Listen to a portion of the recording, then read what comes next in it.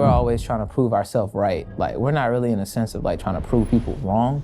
Playing our style of football, like, you could definitely tell that we have the confidence. Your time gonna come, but whenever it does come, don't be unprepared. All-Pro return to Marcus Jones, New England Patriots team playing this week in the AFC Championship. You catch that football, you get into the end zone, get the pick six, you throw the ball into the stands at that time.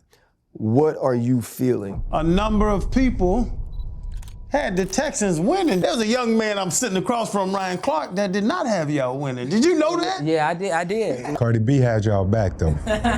Being a captain of the Patriots, is it a pinch yourself moment? If it's not broke, don't fix it. Stefon Diggs. So leadership-wise, man, every single time he come up in the building, like, people can say whatever they want to say off the field. I don't care about it. He's one of those guys that, hey, we out here for a reason.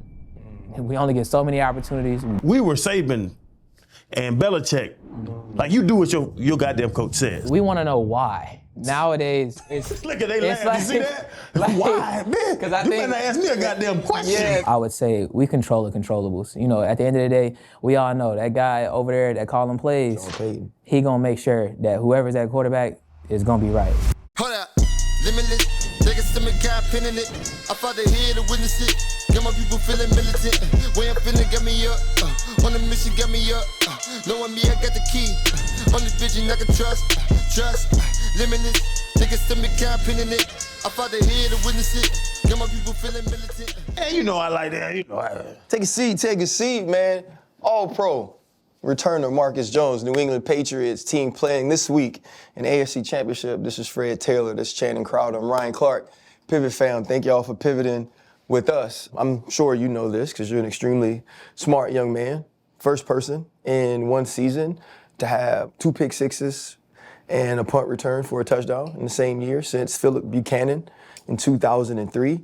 You are the first person to have a pick six in the playoffs for the New England Patriots since Asante Samuel in 2007, 2006 playoffs. That's what you've accomplished already. I'm sure you will do. My man, serious. He ain't even smiling. I'm going ready to play some ball.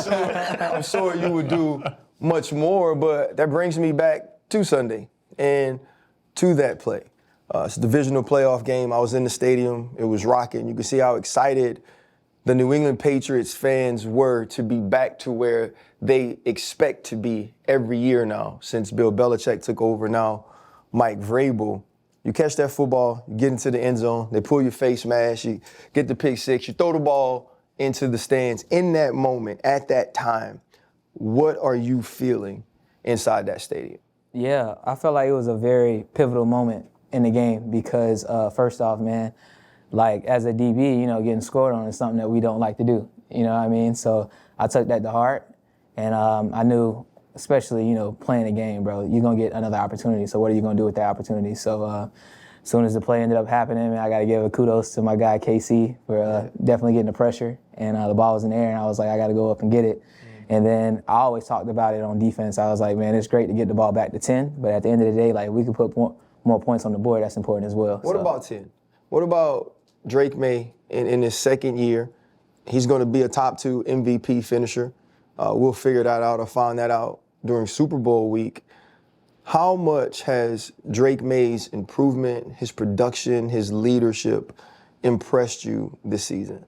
A lot, because I seen him whenever he first came in as a rookie. You know, first off, being a quarterback in the National Football League, you guys know, especially being a high draft pick, it comes with a lot of pressure. Yeah. And the main thing that I would say whenever he was like in his early years, he would always ask us about certain coverages he's in that we were playing. Like, why did we do this? Why did we do that? And to end up having a quarterback that young asking those questions is very, you know, important. And as time went on at the quarterback position, whenever you got confidence, man, it's a lot going on when it comes to that. So I was just happy to end up seeing that transition from year one, which we knew he was a baller, but at the end of the day, you got to stack those games up, go one by one, and his sophomore year has been great. So we're not, you know, towards the end and everything, but he's definitely going in a great direction. Speaking of that Houston game, though, Mina Kimes, Swagoo, a number of people had the Texans winning. Did you know that? I don't know how close to the game it is, but There was a young man I'm sitting across from, Ryan Clark, that did not have y'all winning. Did you know that? Yeah, I did. I did. As an athlete, it tends to pop up on our For You and everything like that. So, yeah, I seen all that. And then they were like, oh, you didn't want to jinx it and you wanted to change it and everything. And I was just like, nah, keep it the way it is and stuff, We'll find out on Sunday. But, man, I will say the Texans, they're a great football team, on the defense side and also on the offensive side. So, but at the end of the day, we were just, we had a chip on our shoulder as a defense. We hear a lot about the Texans defense, which, like I said, they're great, but at the end of the day, we got players too. So Cardi B had y'all back though. She wasn't messing. She ain't let him off that hook real quick. But RC actually. This is why do we have to stay here? We was all watching this. Here we are now, man. We're in Foxborough. We with Marcus. This man We just restating the facts. That's it. We didn't make any of this up. Hey, here's the thing. But you guys, it's 50-50 anyway. Hey, you love how I started the show just saying, hey, man, these are all the things that you have done great that I ain't not. He was trying to cover it up from what he actually said. And he had to get all y'all motherfuckers quiet, didn't he? I do want to go back because RC said all those amazing things, and then the pick six. You threw the ball in the stands. He asked you what was the first thing that went through your mind. Getting that ball back wasn't the first thing that went through your mind? It was a time in the moment. I'm gonna be honest with you. Like, it was the atmosphere and everything, Right. and we worry about other stuff later. You guys know how it is, so. Yeah. I know, right? Because, man, that don't happen often. Yeah. That's yeah, like true. not a once in a lifetime, but because you've done it a few times. Hopefully you'll do it again soon. That's the plan. Let's take it back a little further, right? You, as a rookie, become an all-pro returner. I know a lot of other people may not know this, but the conversation was louder about what Travis Hunter did in college, but you going from Troy to Houston did very similar things. Won the Paul Hornung Award for that diversity and the versatility that you showed. When you were young, you said your pops would take you into the parking lot and tell you track the ball at 4 years old. Yeah. He had a foresight that this could be, part of your future. When you look back on those times, what did it mean for your father to be pouring into you in that way and to now see it through to fruition? It means a lot, especially first off, man, having a father in my life. I feel like that's something that I definitely had to take advantage of. And, he poured a lot into me, so I'm thankful for him for that. But, man, that was something to where my dad would literally just throw the ball. And I'd be, all right, I'm tracking it, it's cool. He'll tell me focus on the nose of the ball and small little ththings like that. And at a young age, I wasn't really worried about it. I was just trying to catch it. But as time went on, man, and high school came about, my high school coach was like, hey, you can get into returning and everything, and you can actually, do something special when it came down to it. And I was a guy that played offensive defense, like you said, but the return game, man, it's always been something to where I love to do because not everyone can do it. There's some people that could be a kickoff returner, but kickoff returner and punt returner is two different things. I love the adrenaline rush when it comes down to it because somebody will be 2 yards away and I'm still confident enough to catch the ball and still go, but it's just one of them things, you gotta love it. Man, you lived in the boot before, so Yeah. in high school, I was a really good returner, right? In college, shut up, Chan, can I tell my story without you looking like that? When we talked to basketball players, he was a great hooper. Now you talk to a man that's an all-pro returner, you was a great returner. You can do whatever they do. No, I Bruh, wasn't. You can't return shit compared to I them. know this. This is what I know. I'm trying to I'm tell my sorry. story. I If you let me apologize. finish the story, you'll see where this is going, right? And so I did it in high school. And then in college, I had like 2 or 3 returns before my senior year. But I was always the backup. The starter never got hurt. Okay. Right? So here we go. First game of the season. We're playing, one of those teams you pay to come play against you. And it's a hurricane warning. Right? And it's the first time I've really been the returner. And the punter was left-footed. Oh, yeah. Right? So I'm back there, pregame. I'm scooping them. You know what I'm saying? I'm pointing to people in the stand, my homeboys who've been watching me all year, who I've been telling for 4 years now I could really return it. So you adding pressure on. So I'm adding pressure on me, right? So the first one, I say before I go back there, I don't care where the dude at. I'm catching this hoe. It don't matter. I don't care where he at. Man, they kick that thing, bah, Chan.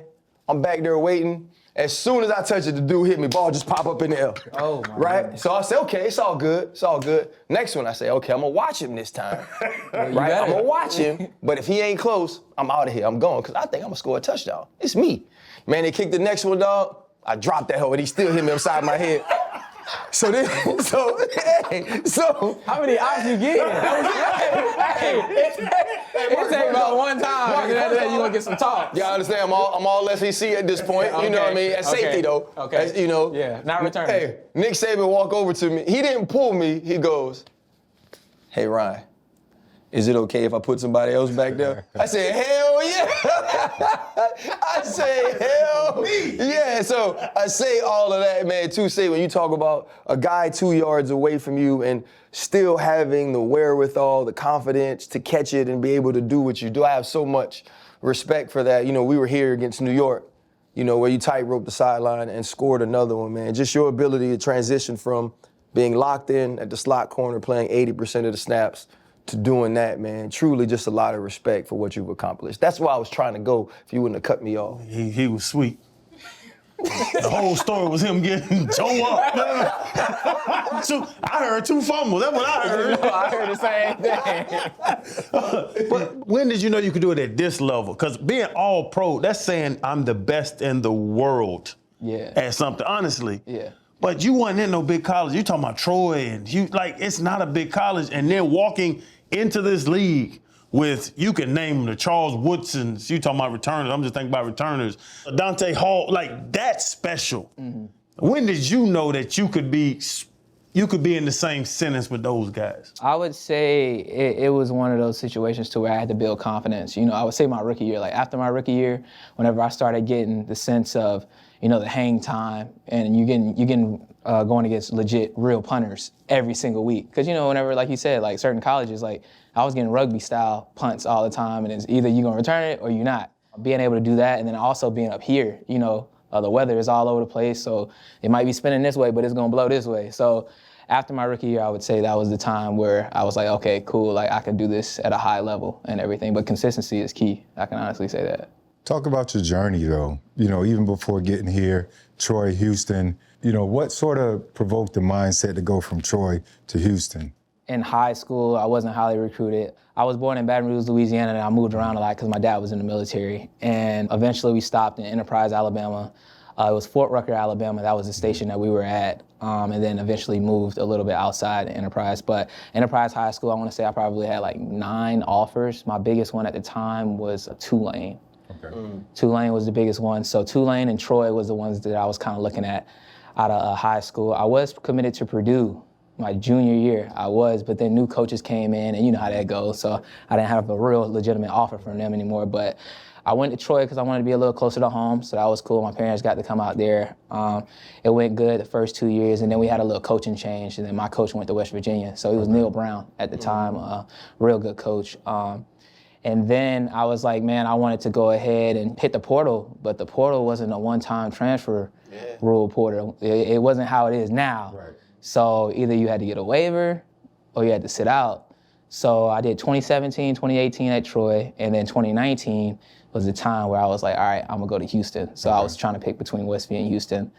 I went to Houston and I knew what I was getting myself into, so I had to sit out 2019. I redshirted, I just got ahead in school, so I thought about it in the mindset of like, all right, let me think positive, because I could easily go in there negative and then kind of be like, oh man, I could be playing and all that stuff, but bro, I was doing the workouts with, you know, the red shirt guys and the off-season guys, and people that know, when you in that group, and you know you're not supposed to be in that group, it's challenging, you know what I mean? Mentally, like it's every day you waking up at 6 a.m., you doing what the guys that's playing on Saturday doing, but then also doing the other stuff too. Right. So that was just a challenge of, I was like, man, let me make sure I stay positive, because some people get in that float of like, man, they don't know what to do and everything. 2020 was, I played 7 games, COVID year. So my season got cut short. Then 2021, my senior year, I had labrum problems. So like shoulder problems, anterior and posterior labrum tears on both of my shoulders, but I played my last season, but the doctor told me before, hey, I don't think you should play. But if I didn't play, then I wouldn't have enough film to end up, you know, getting drafted and stuff. So I was like, I talked to my parents. I was like, hey, I gotta go ahead and just, you know, keep my head down, rehab, do what I need to do. Man, I was having situations when I wake up in the morning, I'll brush my teeth, my shoulder would come out of place, put it back. Like, it was challenging, but every single day I get on that arm bike, do what I need to do, then go from there. after having a real impressive season my senior year, I had to go back down to the downhill slope, I would say. I had surgery on my right, then waited 6 weeks, then I had surgery on my left. So I was at the combine with a sling on. So whenever I'm there, and you guys know when you're at the combine, all you getting is poked and bribed the whole time and, all those things. But one thing that I wanted to do was, run the 40 and, do all those things, but I couldn't do it. So all I could do was meetings. So I kind of felt like, man, my draft stock gonna end up falling down and doing all those things. And I was just like, man, I always live by controlling the controllables. So I was like, let me just control the things that I could do. Had a good year. Ended up being blessed enough to get drafted in the 3rd round to the Pats, so that was good. After that year, ended up having surgery on my ankle. I finished the season. Wow. But then my 2nd year, coming back, 2 games, messed up my labrum again and broke my glenoid in my shoulder. What was it like that rookie year with Bill, though? Yeah. You know what I mean? But and to his credit, though, I got to give it to him, Marcus. He didn't try to limit you into doing certain things. Like Bill Belichick utilized you in a way you utilized a guy that you draft that early at 85 in a draft who has that type of skill set. What was that sort of adjustment? It's Troy, it's Houston, so you're going up in level, but it ain't Bill Belichick in the New England Patriots. What was that rookie year like with him? Yeah, it was challenging, just learning the way how he operates, you know what I mean? It's the small details. Like Bill, I'm gonna be honest, like he's the best coach of all time. Like when you think about everything that the details, how he goes about team meetings and everything like that, football-wise, it's incredible to see. Going into my rookie year, man, we had the rookie mini camp. I was like, it's like this, like you know what I mean? Especially with them, it's like, bro, we're gonna be in the best condition of our life, doing all these. I'm like, bro, this right here is gonna be real. But I learned a lot, and honestly, I had to wait my turn. So I want to say like my first game, rookie year, I dressed out, but I didn't know if I was gonna play. But all my family is from the South, so we at Miami. So I got like 18 people at the game and everything, and I went out there, they took a knee, that was like my first snap. And like mentally, I'm just like, I got all these people here. And I ain't touched it. You know what I mean? I was sitting there like, God, dog, like, man, but that happened, and then the second game, man, like I was preparing, I was on scout team and everything, and then I get to my locker and my stuff ain't there. So that game, I didn't dress out. I'm like, hold on, like it really put me in a mental space to where it's like, your time gonna come, but whenever it does come, don't be unprepared. Because I started to see, especially in the league, bro, you'll literally sit by somebody, next thing you know, it's a new name by your locker. And it does that every single week, you know what I mean? Like you guys know, so seeing those things, it was like, I know if my opportunity come, it's not gonna be because I'm unprepared.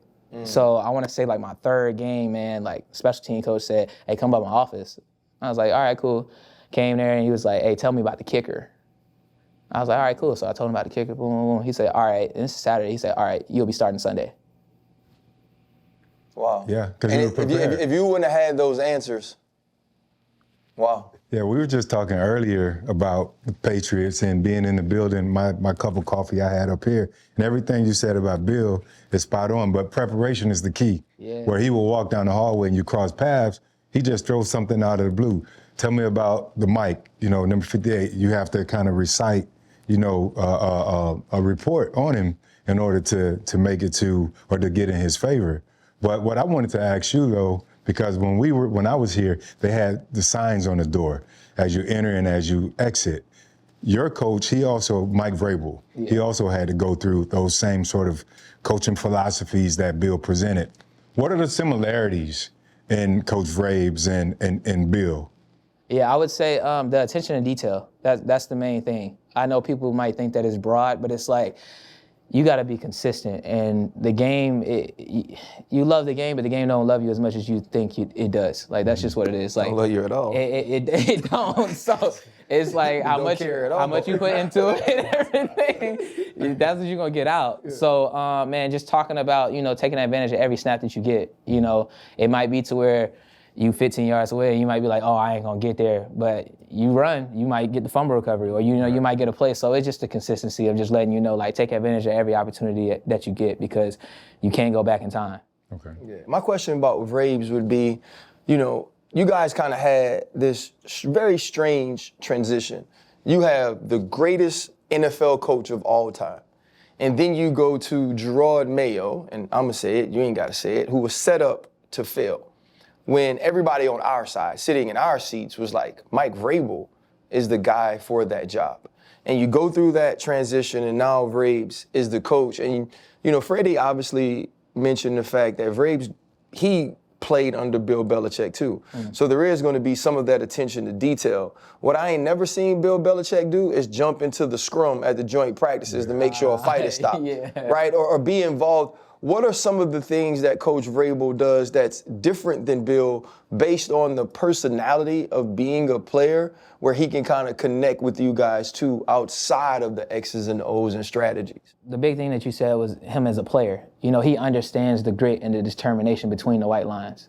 So, like, just the way that he goes about it, his effort, how he talks, like, he wants you to be yourself. Like, he doesn't want you to, all right, like, I want you to do that. Like, I know what you're good at. Do that. I'm gonna put you in the right position so then you can have fun and do it down after down after down. Yeah. You know what I mean? He want everyone with personalities, and I'm not saying Bill didn't want that, but Bill, he had a certain way that he wanted you to do it. And everyone has, different coaching styles and stuff like that, and I respect it. But Vrabes' difference is, like, he wants you to be your own person. He wants you to make plays. He wants you to be excited. He wants you to celebrate with your teammates. He wants you to do all that.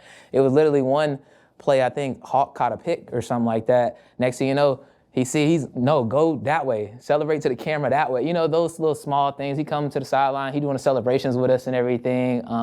He just tell us, to have fun, man, because it's hard to win. Yeah, It's hard, man. You mentioned consistency. The thing I love most in seeing Vrabes is that after every game, win or lose, he's right there in the locker room waiting to, shake or dap off every player that comes through. How does that make you guys in the locker room feel?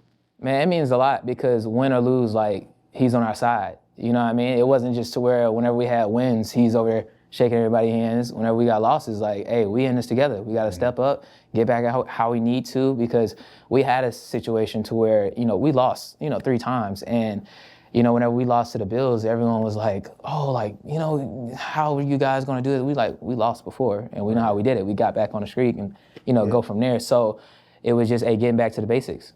Right. Oh, we lost 3 times in 17 games. Oh, life is so hard when you play for New England. We lost 3 times, guys. It's so sad here. Man, shut up. I played for the Dolphins.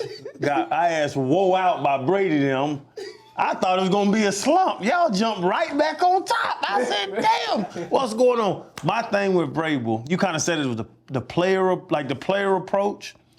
Is we're cool with Sean McVay, Kevin O'Connell, Raheem Moore. Like, we know a lot of them dudes. And it seems as if that relatability is big. Now, with us, we were Saban and Belichick. Like, you do what your goddamn coach says. Don't ask him no questions, just go out there. We were robots. Do you see that approach to being relatable and understanding players now is bigger? Because all 3 of us could probably be your father. How old are you? 27. My oldest is 27 Saturday. I was having sex at 23. Freddie about to be 50. Like, our mindset is different than y'all young dudes. Yeah. Do you know? And I bring up coaches that have a lot of success. McVay's still in the playoffs. Y'all still in the playoffs. You know what I'm saying? Like, is that relatability something big to younger athletes like yourself? Yeah, I feel like younger athletes, I would say, we want to know why. Nowadays, it's look at they laugh. like, you see that? Like, why, man? Because I you think, better ask me a goddamn question. Yeah, so I think go back run then through you the guys- big gap. Yeah. So we want to know why, so that we can also play faster. You know what I mean? Because everyone wants to make plays, but you got to do it within the scheme. Yeah. You know what I mean? So we're like, all right, cool. Like, coach, like, can you tell me this? And, there might be some coach, there's still some out there. I'm just saying, it's like, hey, don't ask me no damn question. You gonna do this right here. Right. So being able to answer the questions to the player and stuff, it's like, all right, our knowledge of the game happens faster. And then also we trust you as well. Like, of course, we want to build the coach's trust, but we also want to trust the coach as well. Hey, So they, that helps out. So Christian Gonzalez say you be on 10 at all times, right? times. You were voted a captain, right? Which you earned. And the Christian was like, yeah, you know, sometimes, man, Marcus be fired up at 8 o'clock and we got to be like, hey, Mark, it's early. Yeah. Like, chill out. Yeah. When you are that guy in the locker room, though, like the energy, the positivity, the optimism, what happens when you're not feeling it? How do you get yourself energized to walk into the building? Because when Freddie talked about consistency, I want to see consistency in my teammates too. Yeah. I want you to show up the same way every day, even if it annoys me, right? I want to know that at 8 o'clock, I might have to tell Marcus, hey man, I had a long night, bro, chill out. Right, and I also want to know on a morning where I need him to pick me up, I can expect him to be the same way. And that's why I vote him captain. How do you keep yourself energized every single day throughout a long season? Man, first off, man, it's blessed to be, in the building. And every single day that I'm in there, man, I always try to make sure I check in on everyone. I talk to the offense guys, I talk to receivers, I talk to the O-line. Like, if you ask anybody on the team, Mark, the first thing I say, hey, you good? And it's from the sense of, like, not just because, like, I'm just saying it just to say it. Like, I want to know if you're good. I'm not saying I'm going to be able to help out with everything that you have going on, but the thing is talking to some people, you see people day to day and spending a lot of time with them. It's like, hey, bro, like, if there's any way I can help, I'm down for it. And then also, like, sometimes, you have energy vampires in the locker room.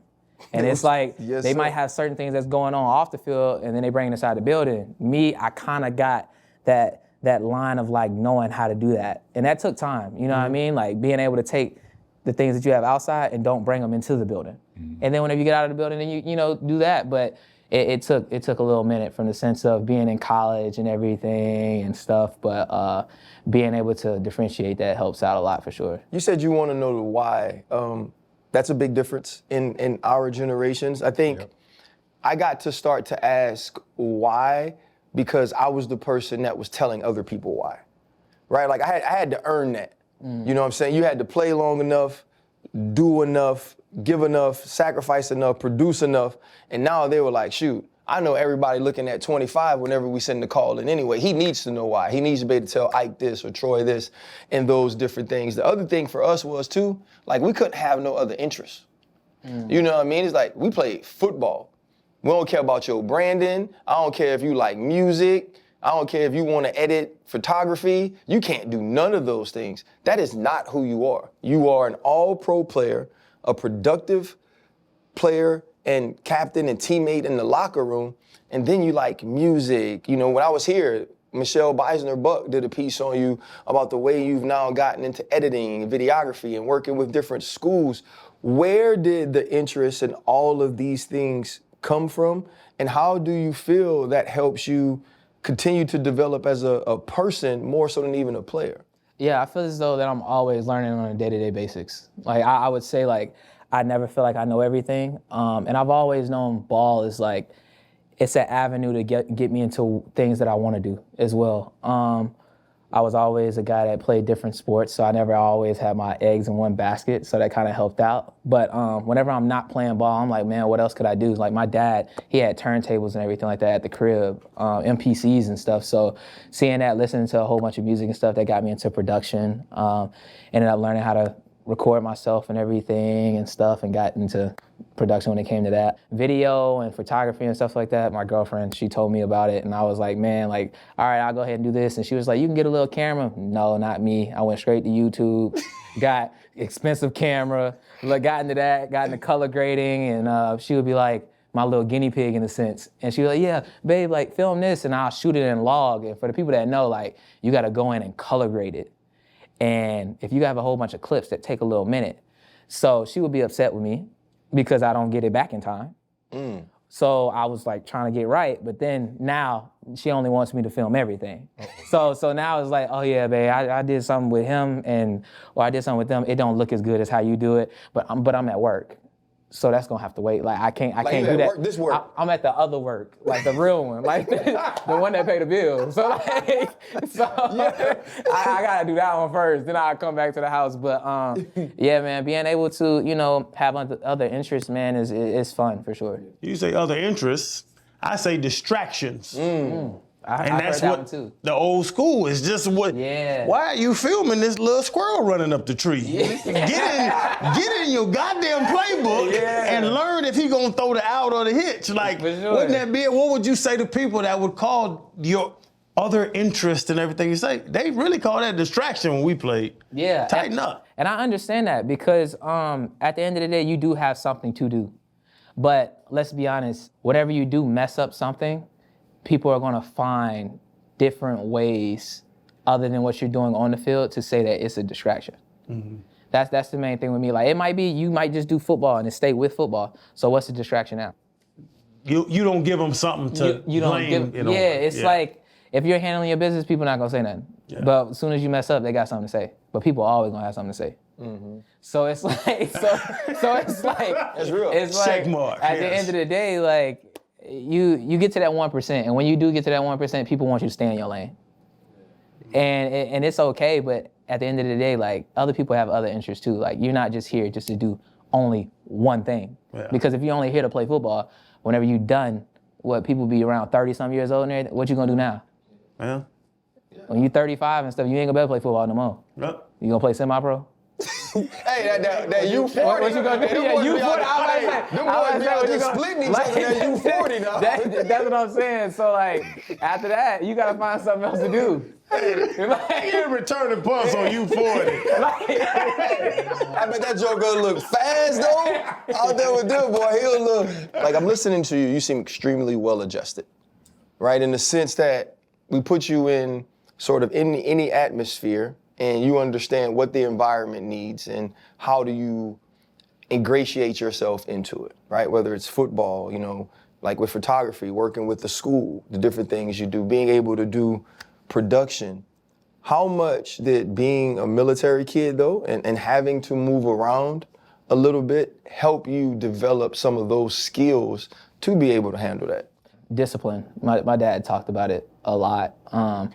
There's gonna be, he said, it's gonna be a point in your life, son, where you're gonna have to do things that you have to do, not what you want to do. And I've gotten to times to where I want to do things, but it's like I have to handle these things first. So when it comes to ball, yeah, I have to handle that first. However, whenever I do get time, now I can start doing other things. So prioritizing was something that I got taught at a young age. Like, bro, I would wake up in the morning in high school, middle school, hit my push-ups and sit-ups and everything like that, shower, get ready, go to school, have A's and B's and everything, AP classes, and then go to football, get done with football, next thing I'll go back home, do what I need to do, homework and everything, then recycle. So I got into the deal of repetition. Mm-hmm. Some people get bored with doing things consistently, but it's like as soon as you get bored, it can go up or it can go down. You know what I mean? So it's just like how you perceive it, because at the end of the day, like in our world, like we do something for 20-something weeks and it's the same thing. It's just a new opponent. Yeah, right. That's all. You got the same meetings, same training room stuff. You got all these things that's the same, but as soon as we like basically give 50% or something, that's when your body start getting hurt, or you be like, all right, I ain't gonna do this exercise or something like that for activation. Now you got a hamstring situation. Mm-hmm. Now you got, you know what I mean? You can't just get bored with the process. You can't get bored with consistency, you know, and I always tell my kids, in my life in particular, is like, I've always done what I had to do in hopes I get to do what I want to do one day. Mm-hmm. You know what I mean? And that's the way you wake up every morning, you know, even like I was undrafted, right? So I said yes to everything until I was grown enough to say no. And, you know, that was a transition. And at first it was, hey, I'll do whatever you ask me to do. And then it was like, hey, you know, y'all got me at this personal protector, and if they don't call this TV timeout, we might get bombed on first down. Like, you know what I'm saying?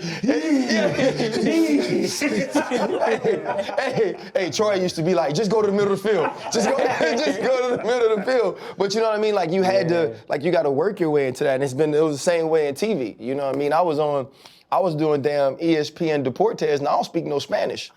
You know what I'm saying? So that the dude that asked the question in Spanish, they would translate the question to me, I would answer the question, and then they would translate in Spanish to the TV. You know what I mean? Your son Ryan Clark? Yeah. You know what I'm saying? But I had to do that because I was just I wanted to be available as much as possible. So that just makes a ton of sense of just what you're saying, man. That repetition, that consistency, you need those things to get yourself to a point to where you get what you want now. So I just really respect that mindset. Yeah, and to double down on that, you said don't get bored with it. When I always speak about routine versus commitment, we all have that routine, and it can become redundant. You're like, oh shit, here I go again. Yeah. But the commitment that you seek reinforces the routine and it pushes you through. I say all that to say, I do want to talk about Stefon Diggs because he brought up what Christian Gonzalez said about you being on one. Steph, he's back over 1,000 yards, 7th time in his career. From 2018 to 2023, he was considered one of the top 5 receivers. You couldn't keep him out of the conversation. Now he's back. With the addition to this team, to this roster, one, how has he made you better as a player and as a teammate? And how's his leadership qualities in the locker room? First off, the first question, I'll definitely answer that. Man, he's played more ball than me. And in my situation, anyone that played more ball than me, I'm trying to learn what you've been through, how many snaps you had.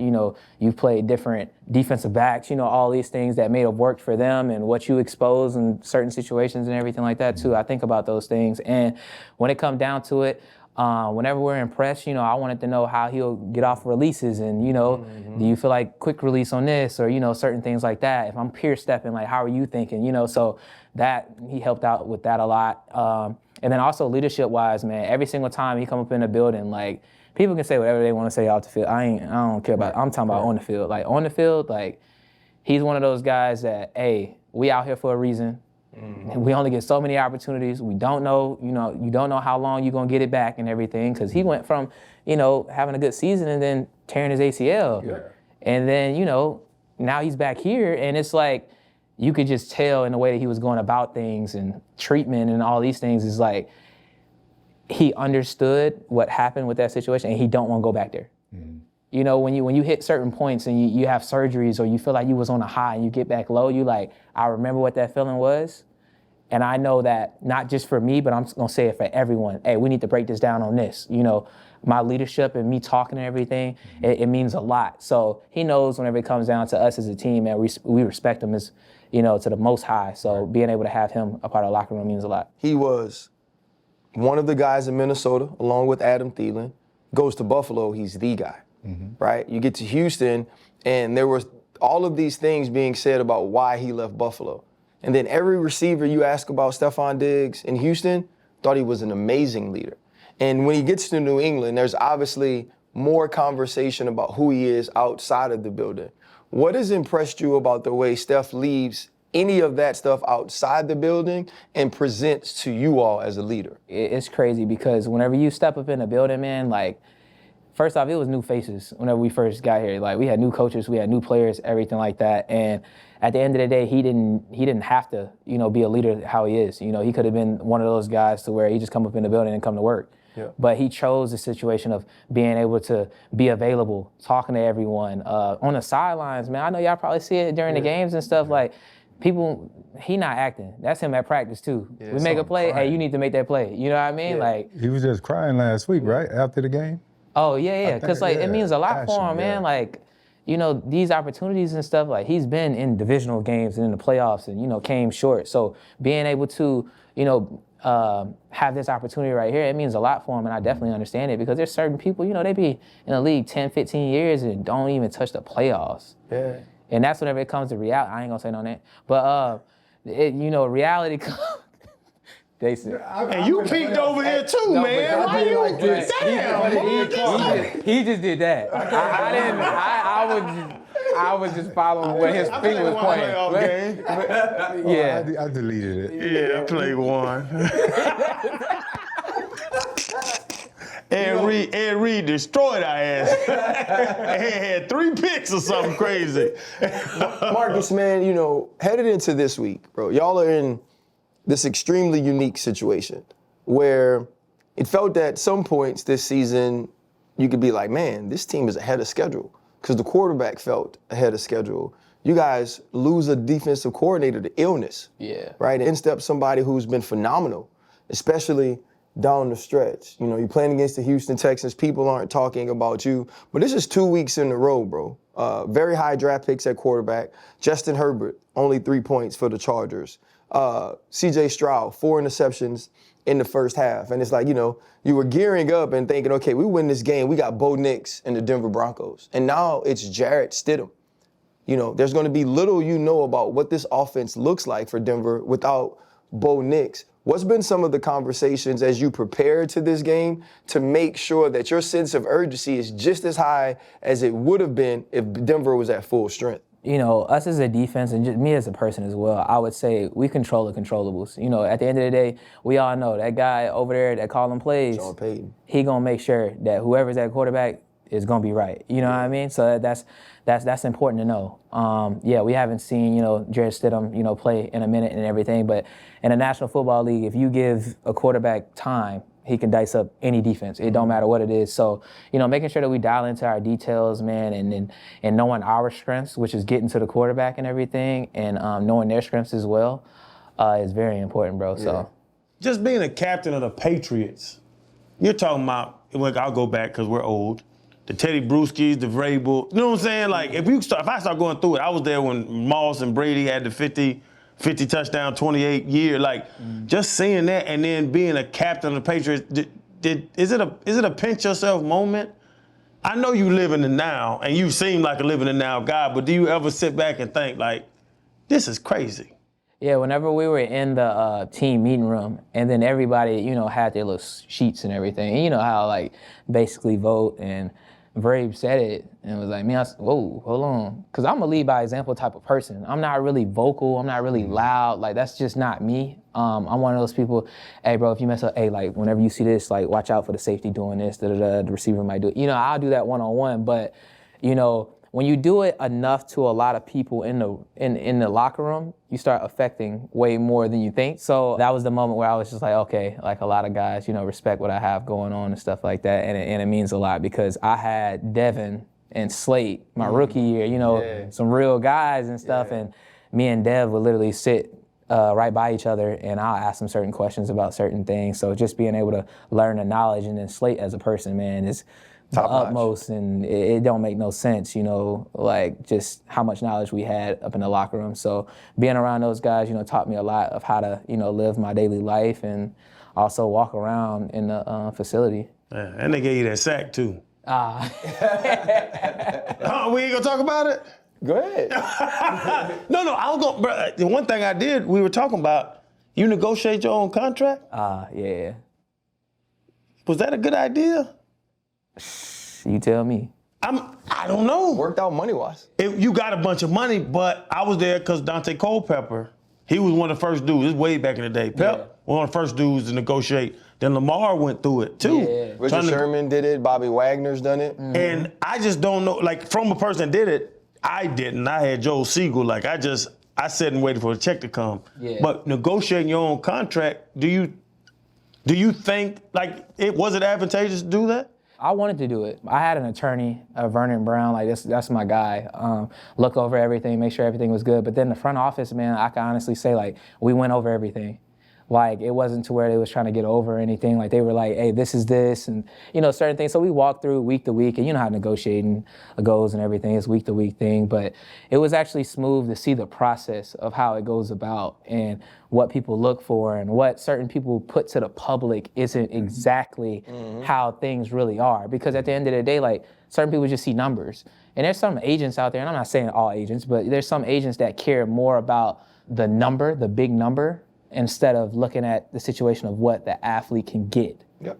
You know what I mean? Only because they say that number don't mean they guaranteed that number. Mm-hmm. So you start seeing certain things like that to where it's like, oh, okay, cool, like I'm learning, all right, this right here. And I'm blessed with the situation of being able to play the game for sure, but then also hit my second contract, man. You guys know how hard that is, man. So being able to do that and, you know, say that I negotiated and everything like that, it means a lot. You know, off the field, you've also been involved in, you know, autism awareness. Yeah. You know, and that's a big part of what you do because it's personal to you. For me, both my little brother, my best friend, my niece, all have children on the spectrum, all have young boys on the spectrum. Why has that been important for you to be involved with? Man, my son, he's 4 years old. He has autism, and I'm diving way more deeper into this off season of, learning more of how, kids operate and how they think and stuff, because I've seen my son, and, it's hard for parents to, first off, get your son or daughter checked and tested. That's a real big challenge. Like, that was a challenge for me, and I can honestly say whenever I did get them tested, like, after I cried. Like, it was hard. Just off the fact of I knew, but it's different whenever you get the test and you get the result, hey, yeah, we know this and everything, because it felt like I let my son down. And I know it's not that, but it was just like, all right, now this happened, what are the best things that I can do? And as a parent, you can't fix everything. That's one thing. So being able to learn more about the knowledge, and then also being able to ask other parents how they're dealing with it is hard to do as well, because the spectrum is so wide. Like, you never know exactly what it is. And then they might hit a certain age to where they're 8 years old, and now they talking and good. So, being able to, learn and different things. Like, I'll put my son clothes on, and when it comes to that and his problem solving, A1, but he's not speaking, so he's nonverbal. So there's certain times where he's crying, and you want to be like, hey, like, please talk to me. You know what I mean?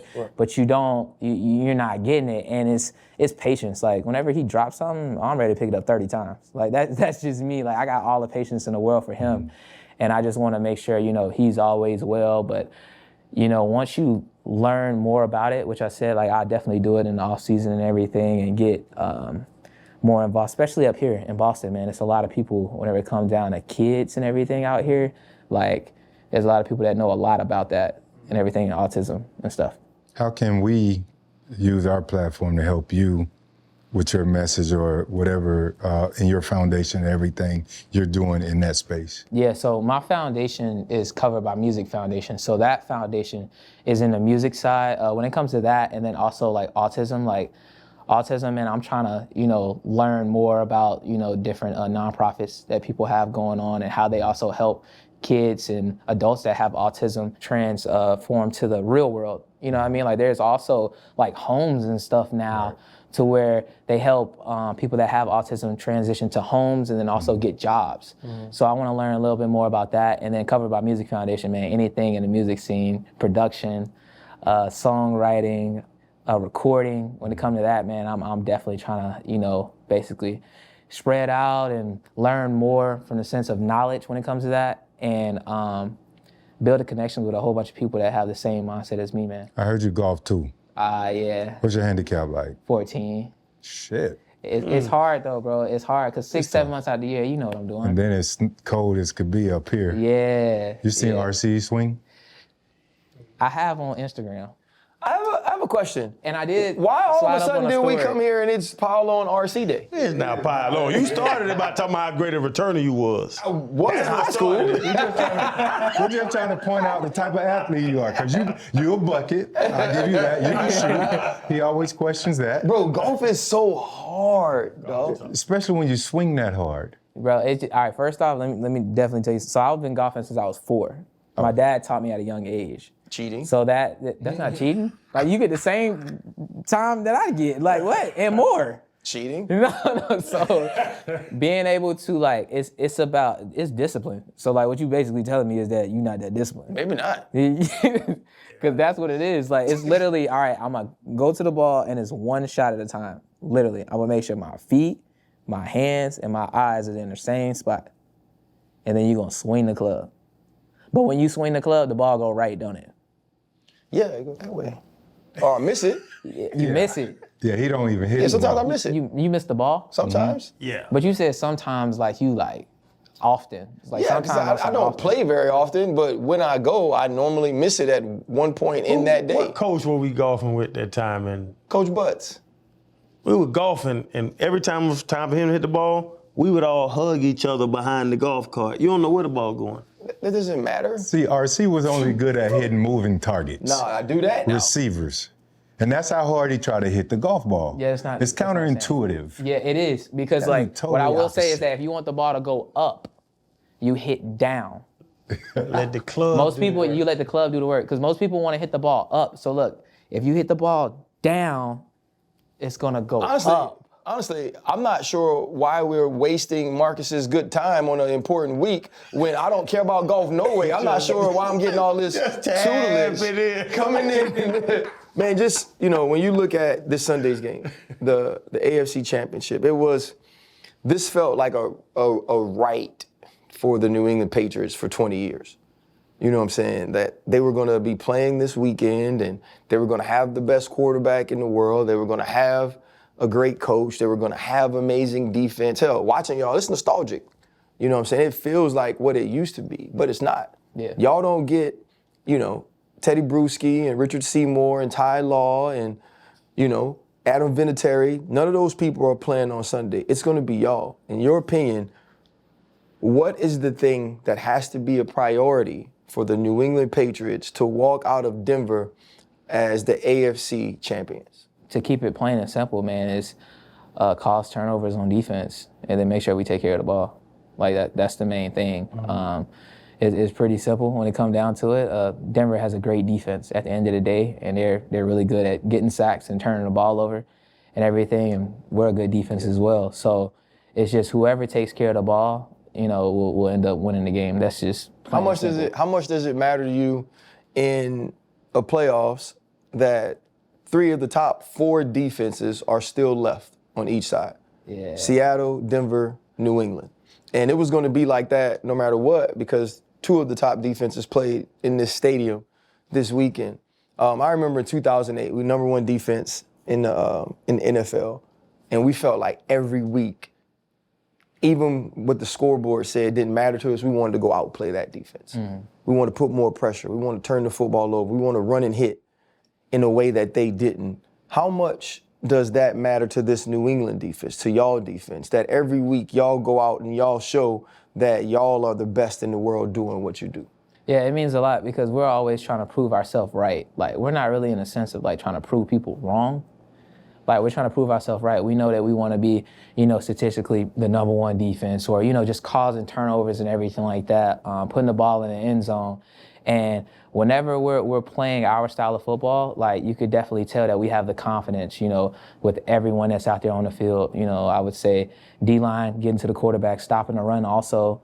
We got DBs tackling the run, you know what I mean? None of us on the back end, we'll all fit an A-gap. It don't matter to us. And having guys like that, man, it feel like, we could literally make plays anytime in the game. And bro, being the captain, and as you gave me the side eye earlier, because we never went deep in the playoffs, as you told me and hurt my feelings. But do you approach it and do you articulate to your team the approach of just another game, or pressure's a privilege? This means a lot. Yeah. Let's go out here and ball, or no, we're just playing a football game on Sunday. What's the approach that you give your team? Most of the time, we all know it's pressure, when it comes down to it. But at the end of the day, what's different about it? It's the same football game. That's the main thing. The way that we approach it, if it's not broke, don't fix it. We know how we need to prepare for teams. We know what's good for us. We know what our weakness is. Knowing all of those things, it's all right, cool. Let's just apply it to the next week. It's just a new team. So know what they like to do, especially on the defense side. We're basically adjusting to whatever they have going on. So, we run the stuff that worked good and everything like that and put some wrinkles into it. But always adjusting, knowing how they motion, formations, all types of stuff like that. In golf, RC has the biggest divot on. Sorry, I f***ed that. God damn, what the f*** you talking about? And why you did your hands like this? The biggest divot. The biggest divot, bro. Come on now, chill. Hey, In golf. In golf. Hey, when you said when you stretch your hands like this, Alicia need to put pause as you stretching your hands like that. Who's Who's? I don't know. I'm thinking about golf, bruh. All right, on this show, we always ask. You think about balls for sure. Like, Oh, come on, bro. No question. I'm trying to say divot rhymes with pivot. Chill out. Oh, she got a slug. It's never too late to pivot. All right. So you gotta we reset that always one. reset it. We always ask our guests. This is gonna make the follies, the BTS. This man gotta go somewhere. He gotta go edit. He gotta go color and edit and study. No, so we always ask our guests, what's their biggest pivot in life? That's that one moment that you look back on and say, because this happened to me or for me, I am who I am today. Yeah, I would say whenever I ended up having my son, like my life changed. You know, it's no longer about me and making the league or things like that. Like when you have a younger you, man, it's different. Like you're trying to basically schedule life around that person. You know what I mean? Like later on in life, like make sure that person is taken care of even whenever you aren't here. So that was the part where it was just like it was a little different. You know what I mean? Especially just from the sense of being a father in a National Football League. Right. You know what I mean? Like you have people asking you about stuff 24/7, but like it's like you have these core pillars when it comes down to, all right, I added another pillar. Like, of course you want to take care of your family and everything, but this pillar is above this one now because, you know what I mean? It's, when you have that younger person, like, it's just different. You operate different. You think about how, you would handle situations differently, you know what I mean? And it's no longer about you, so. Right, for sure. Nah, man, thank you so much for your time, bro. I know how important this week is for you. Best of luck. And I always say this whenever I talk to cats, man, stay healthy. I want you to walk off that field the same way you walk on it. For sure. My man, no doubt. Appreciate you guys. For Show out. Damn, Fred. No, it wasn't even like that, bro. These guys, see how they are, man? Whoa. Hold up, limitless. Take a stomach, got a pin in it. I fought the head to witness it. Got my people feeling militant. Way I'm feeling got me up. On the mission got me up. Knowing me, I got the key. On this vision I can trust. Limitless. Take a stomach, got a pin in it. I fought the head to witness it. Got my people feeling militant. Way I'm feeling got me up.